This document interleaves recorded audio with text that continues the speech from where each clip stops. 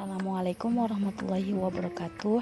Saya Fira Sasabila dari Prodi S1 Pendidikan Kimia Universitas Muhammadiyah Semarang akan menjelaskan sifat koligatif larutan.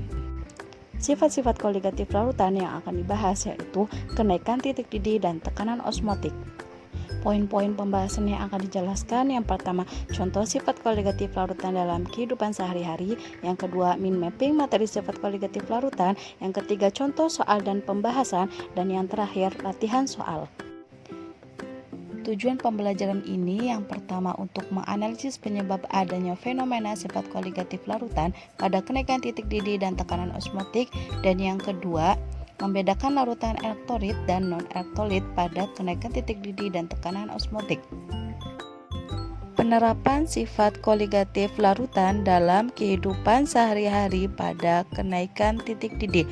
Apakah kalian memperhatikan saat penambahan garam ketika memasak? Yuk lanjut penjelasannya. Ketika penambahan garam pada masakan saat mendidih, maka proses mendidih akan terhenti sejenak, kemudian akan mendidih kembali. Kenapa hal ini terjadi? Jawabannya adalah kondisi air masakan yang telah ditambahkan garam akan mendidih dengan suhu yang lebih tinggi. Hal ini disebabkan dengan adanya penambahan garam sebagai zat pelarut yang menyebabkan kenaikan titik didih, sehingga air masakan terhambat oleh partikel-partikel garam yang telah ditambahkan. Oleh karena itu, penguapan partikel-partikel pelarut membutuhkan energi yang lebih besar, maka larutan memiliki titik didih lebih dari 1 derajat Celcius. Mind mapping kenaikan titik didih. Yang pertama, pengertian dan penjelasan kenaikan titik didih, dan yang kedua, rumus kenaikan titik didih, dan yang terakhir, contoh soal kenaikan titik didih. Sebelum membahas kenaikan titik didih, apakah yang dimaksud dengan titik didih? Mari simak penjelasannya sebagai berikut. Titik didih adalah suhu saat tekanan larutan sama dengan tekanan atmosfer.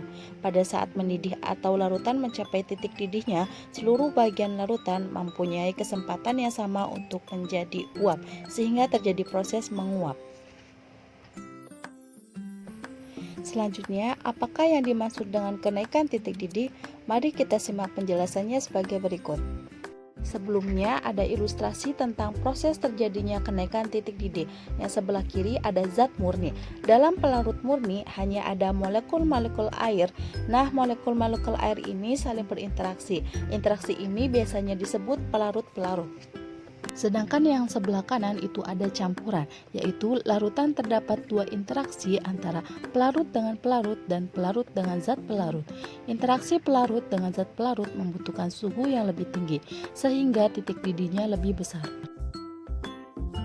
Dari ilustrasi tersebut dapat disimpulkan bahwa kenaikan titik didih adalah fenomena perubahan titik didih menjadi lebih besar ketika adanya zat pelarut dalam pelarut.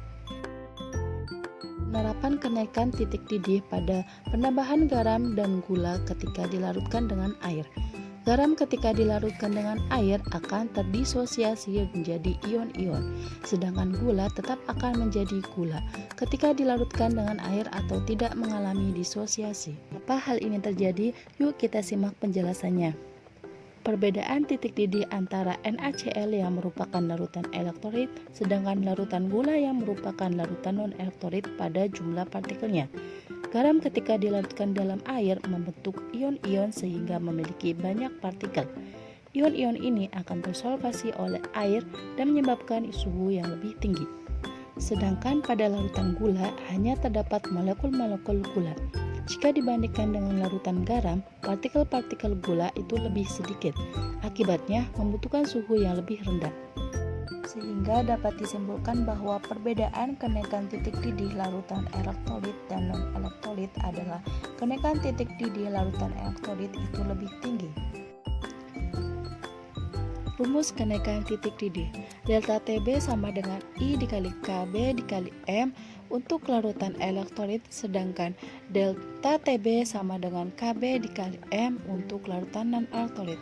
Untuk larutan elektrolit terdapat faktor Van Hoff dengan rumus I sama dengan 1 plus buka kurung N dikurangi 1 tutup kurung dikali alfa, dengan keterangan I sama dengan faktor Van Hoff N jumlah koefisien kation dan alfa derajat ionisasi.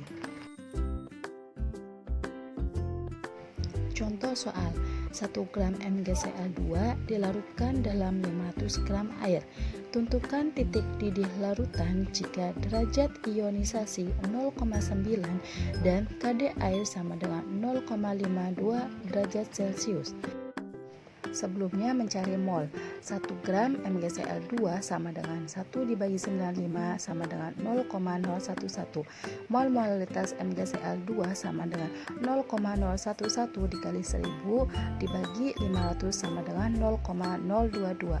MgCl2 itu merupakan larutan elektrolit, sehingga kita cari N yaitu jumlah koefisien kation dengan cara mereaksikan MgCl2 yaitu Mg2 plus Cl min, sehingga diperoleh N sama dengan 2 plus 1 sama dengan 3 dan dimasukkan ke rumus delta Td sama dengan Kd dikali M dikali I, di mana I yaitu faktor Van Hoff, sehingga langsung dimasukkan ke dalam rumus dengan Kd sama dengan 0,52 dikali M 0,022 dikali 1 ditambah 3 dikurangi 1 dan dikali alfa 0,9, sehingga diperoleh 0,032 derajat Celcius untuk delta Td. Untuk Td larutan sama dengan delta Td ditambah Td pelarut sama dengan 100 ditambah 0,032 sama dengan 100,032 derajat Celcius. Contoh soal yang kedua. Massa molekul suatu senyawa organik adalah 58. Itulah titik didih larutan yang mengandung 24 gram zat organik tersebut ke dalam 600 gram air. Tekanan barometer pada saat tersebut menyebabkan air murni mendidih pada 99,725 derajat Celcius. Diketahui pada soal tersebut 24 gram, Mr 58, P 600 gram, Kb air 0,50 derajat Celcius, Tb sama dengan 99,725. Yang ditanyakan yaitu titik didih larutan. Delta Tb sama dengan Kb dikali M, dengan M sama dengan gram per ml dikali 1000 dikali volume. Langsung dimasukkan ke dalam rumus dengan 0,52 dikali 24 dibagi 58 dikali 1000 dibagi 600 sama dengan 0,359 derajat Celcius. Untuk mencari Tb larutan atau titik didih larutan dengan menggunakan rumus delta Tb sama dengan Tb larutan dikurangi Tb pelarut murni, dengan nilai delta Tb yang sudah diketahui yakni 0,359 sama dengan Tb larutan dikurangi 99,725. Tb larutan sama dengan 100,085 derajat Celcius.